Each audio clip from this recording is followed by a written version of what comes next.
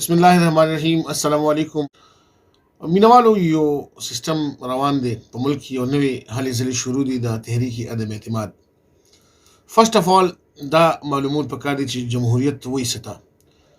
جمهوریت وایي دې ته چې د ګورنمنت اف پیپل فار د پیپل بای د پیپل، د خلکو حکومت د خلکو په ذریعه د خلکو لپاره.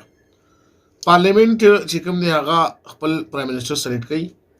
بیا په دې کې دوه پارټۍ وي، یو چې کوم دی رولینګ پارټي ده او یو اپوزیشن دی. د اپوزیشن کار دا دی چې هغه د حکومت هغه منصوبو باندې نقطه چینی کوي کوم چې د ملک خلاف وي یا د ملک په ترقۍ کې هغه ضروري نه وي. نن چې کوم هلې ځلې شروع دي نو په دې کې د اپوزیشن پوینټ دا دی چې ګراني زیاته شوه، پټرول بل خوا لاړل، ډالر ډېر زیات اوچت شولو. زه هم چونکې ارشد خان مینامه ده، د ریډیو پاکستان سره مې تعلق دی او تقریبا 14 کالونه ایز ا جرنالست ورکوټو سیزونو کې کار کوم. بینګ جرنالست زه خپله رایه دا لرم چې آیا زموږ اول پوینټ ده، زموږ ملک کوم چې یو ترقي یافته ملک دی، افغانستان دی، ایران دی، انډیا ده، د کشمیر مسلې دي، نورې مسلې، په دې مسلو کې ډوب یو ملک د دې دومره غټو جلسو هغه دا برداشت کولی شي زموږ ملک که نه.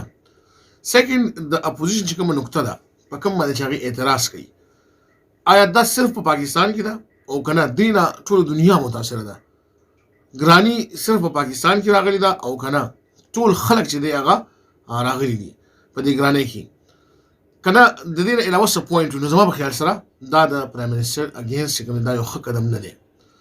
سیکنډ چې کله پارلیمنت هاوس چې کله دا جوړ شوی دی، په دې کې چې کله خلک وزیر اعظم منتخب کړي نو تا دپاره د پوینټ اف ویو چې کوم دی هغه پارلیمنت دی. ته خپل احتجاج د سپیکر مخکې ریکارډ کولی شي، بهر ډي چوک یا نور چوکونه بندول، په دې کې د اربونو نقصان د ملک کېږي.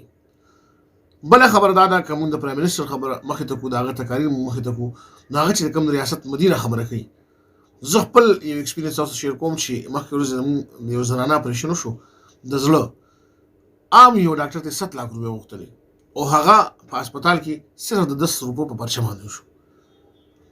د خاتم النبیین ذکر کوي نو هغه هم زموږ د ایمان حصه ده. د ریاست مدیره خبره کوي هغه هم زموږ د ایمان حصه ده. نو په دغه لړ کې دا خبره کوم که د اپوزیشن کردار منفي وي نو دا د چا په اشارو دی او دا ولې دی؟ دا زموږ حق جوړېږي د ټولو پاکستانیانو. که چېرته کې موږ ته د پرایم منسټر کې منصوبې دي نو د هغې په حق کې پکار ده چې موږ اواز اوچت کړو. او که نه اپوزیشن د دې نتیجې چې ماله د انارو راکړي یا زما کوم کیسونه دي یا زما کومې روپۍ بهر تللي دي یا په موږ کوم تګ راتګ بندش دی دا دې آزاد کړي، نو دا احتجاج سراسر ناجیزه دی او موږ ټول ایز پاکستاني موږ ولاړ یو پرایم منسټر سره او دغه زموږ حق دی. د جمهوریت دپاره موږ اواز اوچت کړی دی، اواز به اوچتو. پاکستان زنده باد.